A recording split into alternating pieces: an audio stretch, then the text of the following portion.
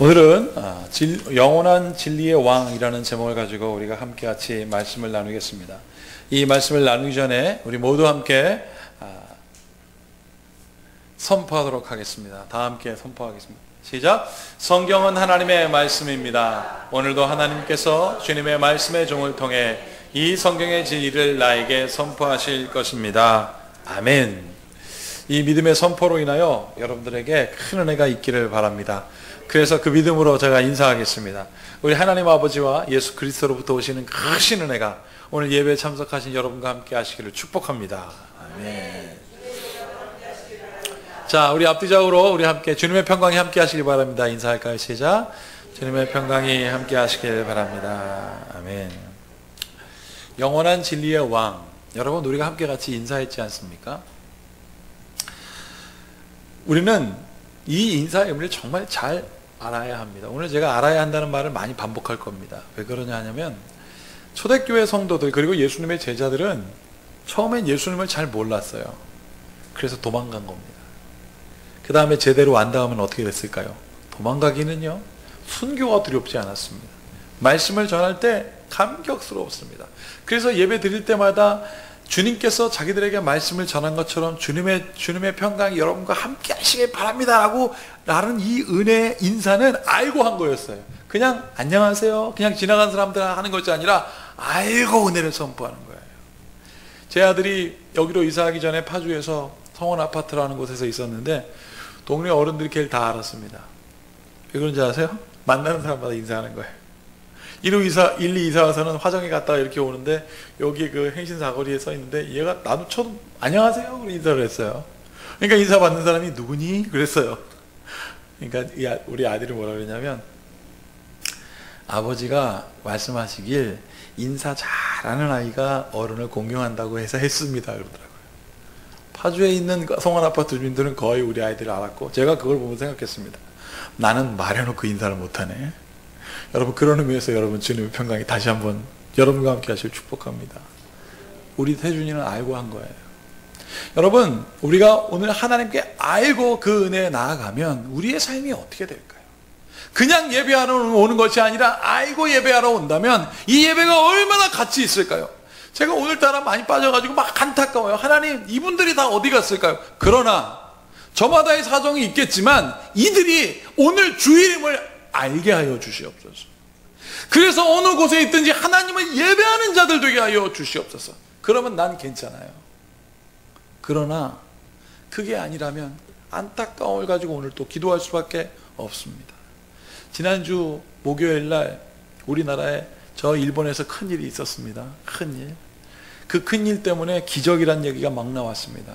그게 바로 뭐냐면 전 세계 12개 야구 잘하는 나라들이 모여가지고 야구 경기를 했습니다. 우리나라가 그 12개 팀 중에서 등수가 8등입니다. 그런데 그 8등인 우리나라가 준결승전에 올라간 거예요. 지난 목요일 날. 그래서 준결승전에 1등인 나라와 8등인 나라가 겨루었습니다. 그 1등이 또 공교롭게 누구냐면 일본. 일본이었습니다. 아니 왜 일본과 싸우면 항상 그렇게 손에 땀을 쥐는지 모르겠습니다. 근데 그 경기 결과가 어떻게 된 줄 아십니까? 이겼어요. 일본만 만나면 이겨요. 일본의 야구의 심장이라고 하는 도쿄돔, 일본의 야구의 심장, 야구의 성지라고 하는 그곳에서 우리나라가 총 1회부터 9회까지 싸우고 있는데 8회까지 0대3으로 지고 있었는데 저도 그때까지는 못 봤어요. 근데 밖에서 무슨 소리가 들린 것 같아서 텔레비를 딱 켰더니 아니 0대3으로 지고 있는 9회 제가 그때부터 보기 시작했거든요. 그 9회에 4점을 냈어요. 전 세계 야구 역사상 마지막 9회에 2점 차이 나는 그 승부를 뒤집은 적은 있지만 3점 이상의 점수를 뒤집은 적은 없대는데 우리나라가 자그마치 몇 점을 냈습니까? 4점을 냈습니다. 4점. 여러분, 그래서 전 세계에서 난리가 났습니다. 이렇게 난리가 났습니다. 저 보세요. 기적의 9회. 제가 그 밑으로 쫙 달려있는데 몇 개 잘라보니까 3개밖에 안 걸치더니 이 밑으로 한 10몇 개는 더 있었습니다. 우리나라 신문에 일본도 난리가 났고 미국도 난리가 났습니다. The last miracle 이러면서 막 나왔어요. 이게 뭡니까? 기적의 9회 사람들이 난리가 났습니다. 왜요? 일본이 우리나라보다 훨씬 기술적으로도 월등하고 사람들도 많고 야구 인프라도 많고 그래서 전 세계 1등인 그 나라가 8등인 우리나라에서 그것도 여러분 그 괴물투수 오탄이라고 하는 사람은요 우리나라하고 개막전에 붙었는데 우리가 5대0으로 졌습니다. 근데 그 사람하고 붙어갖고 8회까지 0.1점도 못 내던 그 우리나라가 전 세계 야구 역사상에 있을 수 없는 일을 만들어낸 거예요. 그래서 기적의 구애라고 난리가 나며 여러분 마지막 결승전에 올라갔는데 그 결승전 누구랑 붙었는지 아십니까? 야구 종주국 미국하고 붙었어요. 그런데 결승전에서 8대0으로 우리가 이겼습니다. 8대0으로 이겼어요. 못 본 분 아시죠? 여러분 제가 우리나라하고 일본하고 준결승 마지막 전 보는데 얼마나 손에 땀을 줬는지 모릅니다. 9회에 딱 올라갔고 한 점씩 한 점 내더니 4대3으로 딱 역전해서 딱 좋았는데 마지막 타자가 딱 섰는데 모든 1, 2, 3루의 베이스의 사람들이 다 나갔고 이 친구가 홈런성 타구를 탁 쳐가지고 넘어가면 8대3으로 여유있게 이기겠구나 라고 했는데 그 홈런성 타구가 그 펜스 앞에서 똑딱 잡히네. 1점 승부로 또 마지막 9회 말을 지켜보이는 제 마음 가운데 얼마나 불안 초조가 있었겠습니까? 그런데 기적적인 승부를 냈고 기적적인 승부는 결국 어떻게 된 줄 아십니까?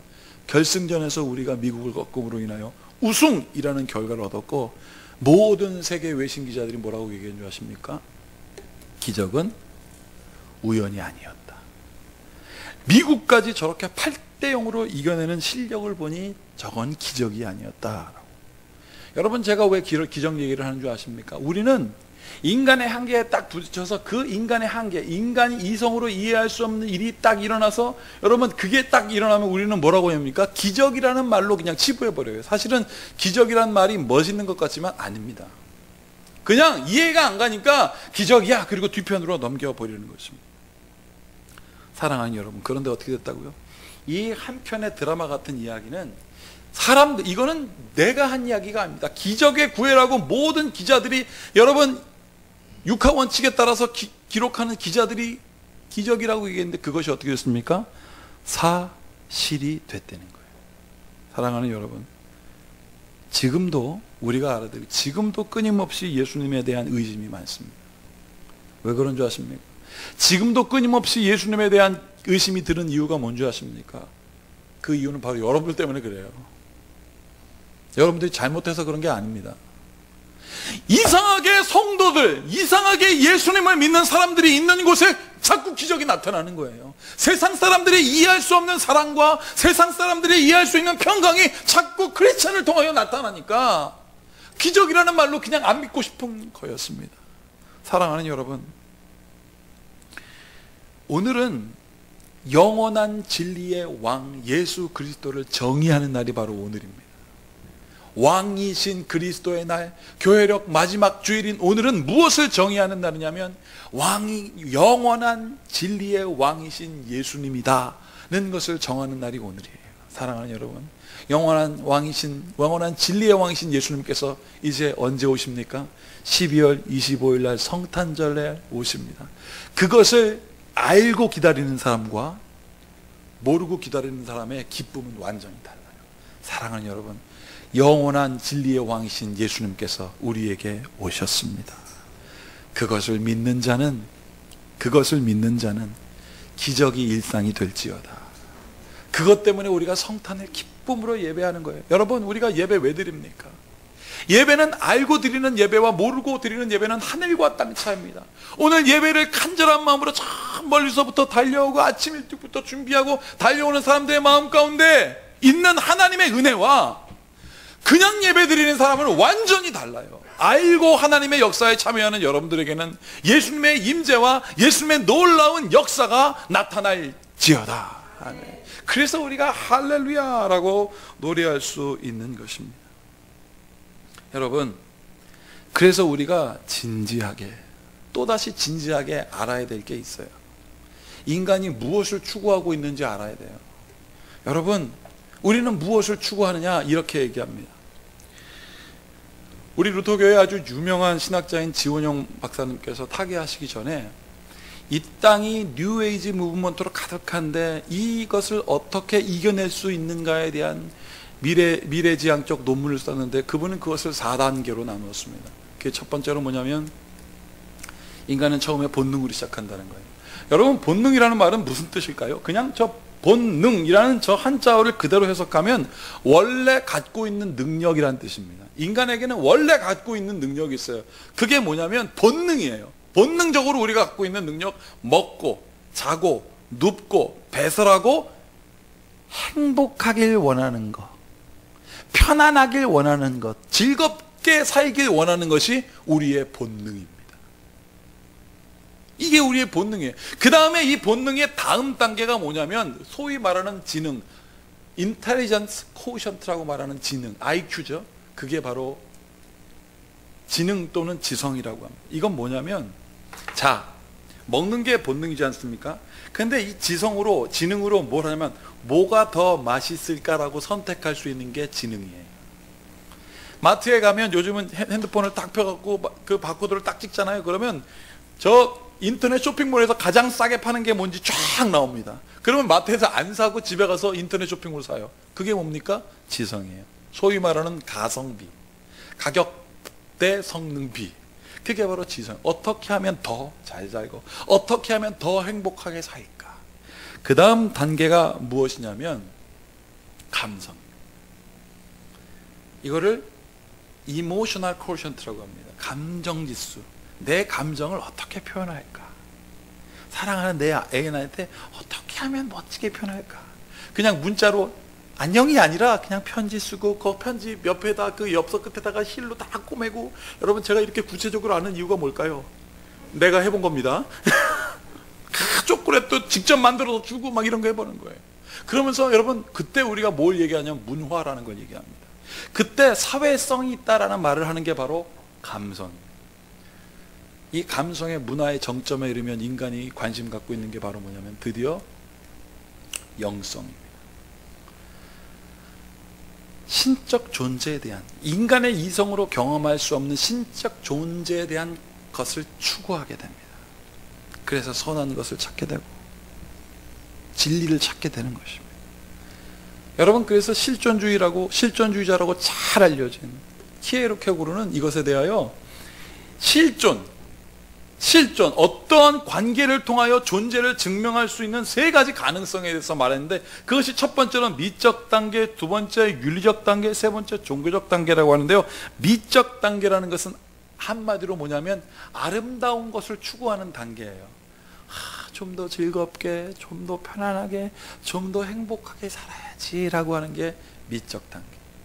그 다음에 윤리적 단계는 뭡니까? 선한 것은 무엇인가? 악한 것은 무엇인가? 마지막에 종교적 단계, 하나님은 계신가? 하나님은 지금 나에게 관심이 있으신가? 인류의 창조는 누가 하였는가라는 관심이 바로 종교적 단계라는 거예요. 여러분들이 보셨습니다. 이거는 내가 한 이야기가 아닙니다. 이 시대의 최고의 지성이라고 하는 사람들이 얘기한 것입니다. 뭐요? 인간은 최고의 가치를 추구하게 돼 있다 이거예요. 최고의 가치. 여러분, 그런데 이 최고의 가치를 인간이 무너뜨려요. 어디에 갇혀서? 조금 더 편안하게, 조금 더 즐겁게, 조금 더 행복하게, 그냥 여기서 행복하게 지내는 미적 단계에 아직도 갇혀서 그 본능에 갇혀서 벗어나려고 하진 않습니다. 저 최고의 가치가, 영성의 가치가 최고의 가치임을 알면서도 우리는 계속 본능의 단계, 그 지능의 단계에서 멈추어 있다는 것이에요. 사랑하는 여러분, 그래서 이것을 한마디로 얘기하면 탄미주의라고 하고, 이것을 한마디로 얘기해서 향락주의라고 하는 거예요. 여러분, 종교가 언제 가장 꽃을 피웠는 줄 아십니까? 역사적으로 보면 르네상스 시대입니다. 르네상스는 한마디로 뭐냐면 인본주의예요. 사람이 편하자, 사람을 중심으로 살자. 그때 교회가 가장 건물도 엄청났고, 여러분 교황도 여러분 그 능력을 가장 꽃피웠을 그때 교회가 완전히 타락해버린 거예요. 왜요? 교회에서 계속 미적인 것만 탐구하니까 그게 없어진 거예요. 교회마저 영적인 것을 잃어버린 거예요. 여러분, 그래서 천국을 우리가 어떻게 표현합니까, 여러분? 천국이 뭐야라고 물으면 어린이들이 어떻게 그린 줄 아십니까? 금길. 천국에 가면 나는 가만히 있는데 누가 나 먹여준대요. 천국에 가면 아름다운 집으로 되어 있고, 예전에 어떤 주일학교에서 천국이 어떨 것 같니? 그랬더니 케이크로 집이 다 되어 있을 것 같아요. 이게 뭡니까? 탄미주의예요. 우리가 경험하고 우리가 생각하고 우리가 먹어보고 우리가 즐겼던 것으로 천국을 해석하는 거예요. 사랑하는 여러분, 오늘 본문에서 예수님을 죽이려고 했던 유대인들도 여기에 빠져 있었습니다. 좀 더 편안하게. 예수님이 이 땅을 뒤집어 가지고 자기를 좀 편안하게 해줘야 되는데 안 하니까 화가 난 거예요. 또 오늘 등장하는 빌라도도 마찬가지입니다. 빌라도를 귀찮게 하니까 예수님께 이스라엘 백성들이 빌라도를 귀찮게 하니까 엉뚱한 판결을 내리는 거예요. 여러분, 빌라도가 왜 귀찮았냐면 이렇습니다. 오늘 유대인들이 예수님을 데리고 온 시간이 언제냐면 새벽이라고 오늘 기록되어 있는데요, 마태복음에 보면 새벽 3시에서 6시 사이라고 그럽니다. 인간이 가장 깊은 렘 수면 상태로 들어가는 시간이 언제인 줄 아십니까? 3시입니다. 3시. 빌라도가 가장 깊은 잠에 빠져있는 그때에 이스라엘 백성이 두들기고 난리가 난 거예요. 빌라도요, 빌라도요, 재판해주세요, 재판해주세요. 귀찮아 죽겠는데, 졸려 죽겠는데. 여러분, 졸리면 화나잖아요. 나만 그런 거예요? 졸리면 화나는데 깨워갖고 난리가 납니다. 근데 그 깨워서 재판하는 이유가 정치적인 문제도 아니에요. 예수님이 무슨 살인, 강도, 폭력, 연쇄살인 뭐 이런 거 한 것도 아니에요. 아주 중대한 질대한 범죄도 아닙니다. 이스라엘 백성들이 깨워가고 도대체 뭔데 저 수많은 사람들이 모여서 이 난리를 지나가서 뜩 봤더니 신성모독인데요. 이거는 사실은 빌라도가 재판해야 할 단계가 아닙니다. 책임이야. 왜냐하면 빌라도는 정치적 사회적 문제만 재판할 수 있는 권세가 있었어요. 그런데 종교적인 문제를 갖고 오니까 빌라도가 아니 그걸 왜 나한테 갖고 왔냐고 하기 싫은 거죠. 여러분, 그런데 안 할 수도 없는 문제는 뭐냐면 이 새벽에 이 잠에 빠져있는 빌라도를 깨워 밀란 수많은 사람들에서 들썩이니까 그 사람들 중에 한 사람이 우리가 밀란을 일으키는데도, 사회적 문제요, 밀란을 일으키는데도 빌라도는 가만히 있었다라고 로마 총독에게 투소하면 인사고과가 떨어지니까 할 수 없이 일어난 거예요. 그 재판해야 되지 않겠습니까? 그래서 예수님께 물은 질문이 바로 뭐냐면 내가 유대인의 왕이냐? 이렇게 한 거예요. 여러분, 성경 보면서 내가 유대인의 왕이야! 이거 아닙니다. 그냥 귀찮아 죽겠는 거예요. 이렇게 그 영화 보면 어떻게 돼요? 빌라도가 이렇게 이 의자에 이렇게 기대가지고 묻잖아요. 내가 유대인의 왕이냐? 정확하게 표현한 겁니다. 재판하기 싫은 거예요. 네가 유대인의 왕이냐? 여러분, 그 질문은 알고자 질문한 게 아니에요. 알고자 한 것도 아니고, 그래서 빌라도는 모르게 되었고, 예수님에 대한 전혀 모르는 지식, 알려고 하지 않으니까 모르는 거 아니겠습니까? 그 모름 때문에 무고한 예수님이 정죄받습니다. 여러분, 무고한 사람 정죄받으면 사회적으로 난리가 나는데 하물며 진리의 왕인 예수 그리스도를 정죄하여 십자가에 못 박혀 죽게 한 빌라도가 어떻게 됐습니까? 귀찮아서 몰랐습니다. 알려고 하지 않은 그 빌라도로 인하여 예수님이 죽게 되었습니다. 그래서 빌라도는 영원한 살인자가 됐어요. 지금도 우리가 신앙 고백할 때 빌라도에 의해서 당하신 주님의 고난에 대하여 우리가 신앙 고백, 사도신조를 통하여 고백하지 않았습니까? 왜요? 알려고 하지 않았기 때문에 그렇습니다. 사랑하는 여러분, 이 시대의 교회가 이 탐미주의에 빠져 있는 거예요. 교회에 가면 그냥 잘 되겠지. 여러분, 그냥 교회에 다니는, 여러분 잘 들으십시오. 그냥 교회에 다니는 크리스찬 너무나 많습니다. 사랑하는 여러분, 아무것도 모르고 교회 다니는 사람이 얼마나 많은 줄 알아요? 나는 사랑하는 여러분, 여러분들이 알고 깨어 하나님께 예배하고 경배하는 여러분들에게 축복합니다. 그래야 우리의 삶에 가치가 있는 거예요. 여러분, 그냥 교회 다니면 정말 항상 기뻐하고 쉬지 말고 기도하고 범사에 감사할 수 있을까요? No, never. 절대 그렇지 않습니다. 항상 기뻐하고 쉬지 말고 기도하고 범사에 감사하는 사람이 아무 생각 없으면 안 돼요. 알아야 됩니다. 여러분, 교회를 다녀도 벽을 치고 우는 때가 와요. 벽을 치고 우는 때가. 교회 다니고 신앙생활에도 여러분 고생하고 또 고생하는 일이 벌어집니다. 언젠가 우리 교회 와서 존경하는 선배 목사님의 이용률 목사님이 교회는 친정집 같아야 된다는 말 하셨죠? 기억나시죠? 맞습니다.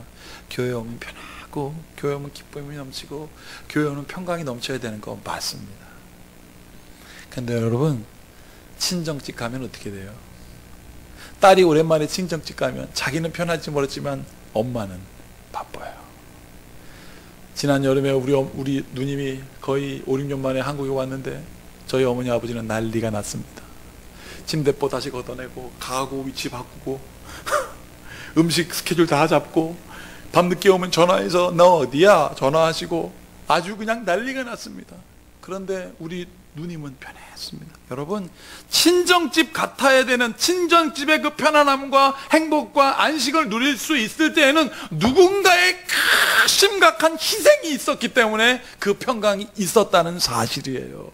사랑하는 여러분, 그런데 놀라운 건 뭔지 아십니까? 그렇게 어려운 희생과 그 불안이 있었지만 내 자녀가, 나의 사랑하는 딸과 내 사랑하는 아들이 우리 집에 와서 편안하게 쉬는 걸 보면 부모는 기쁩니다. 힘들어도 기쁘고 힘들어도 천국입니다. 그게 교회예요. 그게 신앙생활인 것입니다. 사랑하는 여러분, 예수님의 부활이 그냥 된 줄 아세요? 33년 동안 예수님 이 땅에 천국에 계실 그분이 오셔서 33년 동안 뭐 잘 먹고 잘 사셨습니까? 그렇게 고생하시다가 마지막 3년 어느 날 일주일 동안은 심각한 고통을 당하시고 그 모든 고난이 다 지나간 다음에 부활이 있었습니다. 그러니까 모든 게 예수로 인하여 평강이 이렇습니다. 예수님의 제자들이 언제 갑자기 순교할 수 있었는지 아세요? 아니에요. 그분들 다 예수님 버렸습니다. 자기가 가장 목표로 삼았던 천국의 주인이요 메시아인 예수님이 죽는 모든 허무도 경험한 사람들이 그들이었습니다. 그런데 그 모든 고난이 다 넘어가니까 멸시, 천대, 손가락질, 그리고 오해와 억울함 다 있을지라도 I'm so happy, 나는 정말 기쁩니다 라고 말할 수 있었습니다. 왜요? 예수를 안 거예요. 그리스도로 인하여 평강이 오는 거예요. 그래서 천국은요, 예수님이 계신 곳입니다. 천국인, 그래서 예수님 어디냐고 물었습니까? 천국은 여기 있다 저기 있다 아니라 천국은 너희 마음 가운데 있느니라. 그 천국의 은혜가 여러분들에게 있을지어다. 여러분,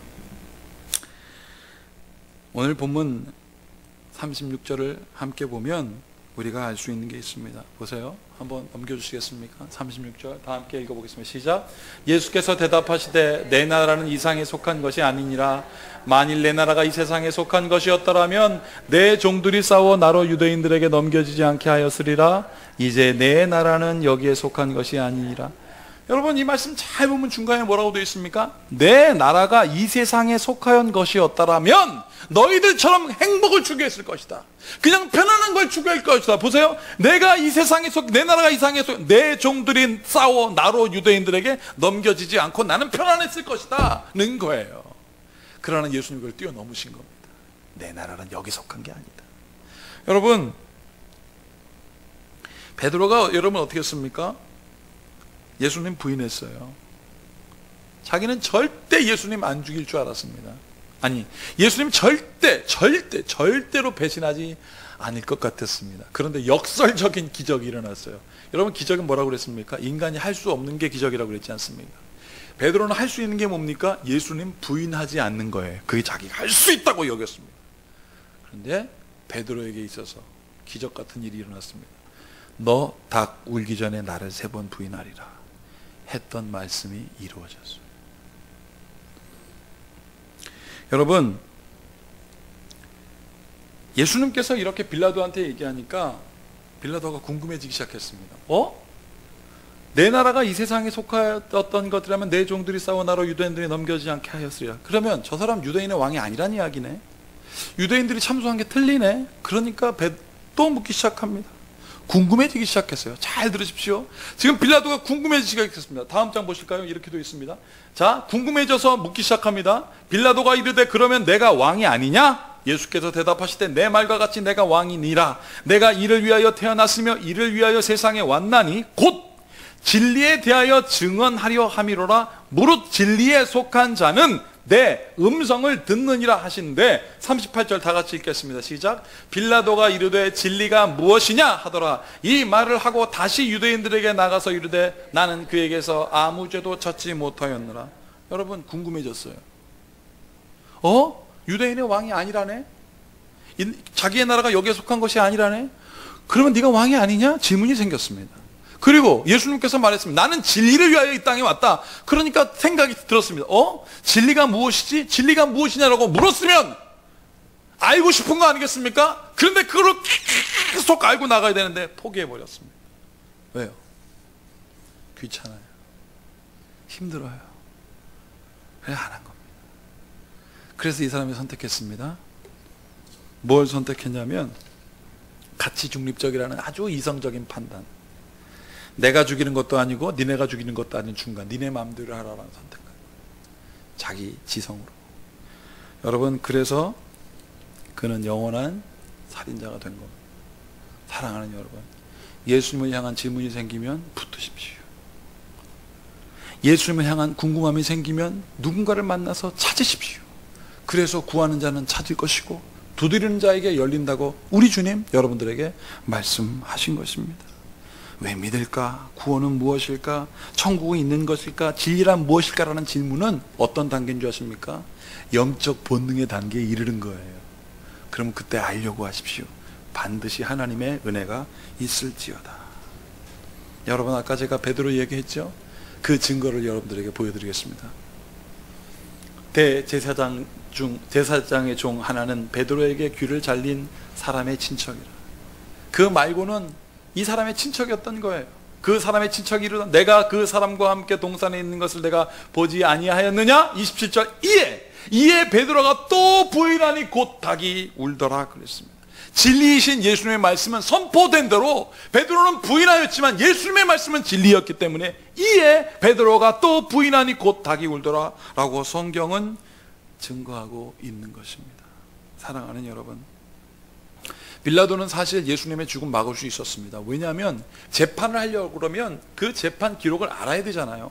빌라도가 그냥 이렇게 앉아가지고 귀찮아한 거는 무슨 알았기 때문에 그렇습니다. 뭘 알았냐면 예수가 누군지 찾아보니까 예수님은 유대인의 왕으로서 행세도 하지도 않았어요. 예수님은 오히려 사람들은 미혹하게 거짓 선지자로 살았다면 거짓의 부정적인 증거가 나와야 될 그런 증거는 있지도 않고, 여러분 어떻습니까? 오히려 마음이 상한 자, 심령이 고단한 자, 질병이 든 사람을 자유하게 해준 기록들만 쫙 나오니 여러분 대제사장의 그 참소와 그 성소에 대하여 어떻게 빌라도가 받아들일 수 있겠습니까? 이건 하면 안 되는 거예요. 그런데 여러분, 그럼에도 불구하고 성경은 어떻게 기록되어 있는 줄 아십니까? 다음 절 보십시오. 빌라도가 이르되 너희가 그를 데려다가 너희 법대로 재판하라. 유대인들이 이르되 우리에게는 사람을 죽이는 권한이 없나이다 하니 32절 33절 다 같이 읽겠습니다. 시작. 이는 예수께서 자기가 어떠한 죽음으로 죽을 것을 가리켜 하신 말씀을 응하게 하려 함이로라. 이에 빌라도가 다시 관정에 들어가 예수를 불러 이르되 내가 유대인의 왕이냐. 여러분, 이는 예수께서 자기가 어떠한 죽음으로 죽을 것을 가리켜 하신 말씀을 어떻게 해요? 응하게 하려 함이라.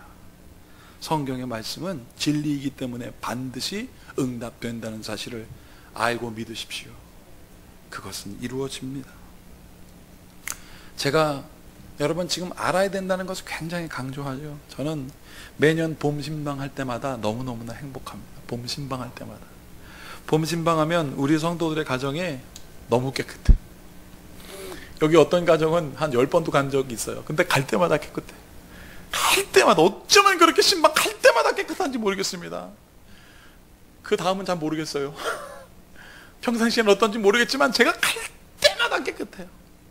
그리고 나는 행복해요. 이 가정은 하나님 이렇게 깨끗하고 아름답고 행복하기를 난 믿습니다. 제가 왜 이렇게 행복한 줄 아십니까? 신방을 환영하는 여러분들이 누가 우리 집에 오는지 알고 준비했기 때문에 됐다는 거예요. 우리의 담임 목사와 우리의 성도들이 마치 아브라함이 천사를 만났듯 그 사람들이 우리에게 축복의 마음을 가지고 온다는 사실을 알고 준비했기 때문에 여러분들은 깨끗하게 여러분들의 가정을 정리하고 환영한 것입니다.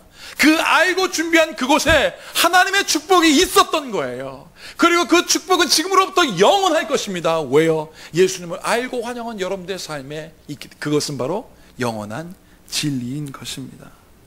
사랑하는 여러분, 오늘 다니엘을 성경은 얘기하고 있습니다. 다니엘은 뭐라고 얘기하고 있는지 그는 알았습니다. 하나님이 나와 함께하는 것을 알았습니다. 그래서 그 불 도가니에 들어갈 수 있었습니다. 알았으니까.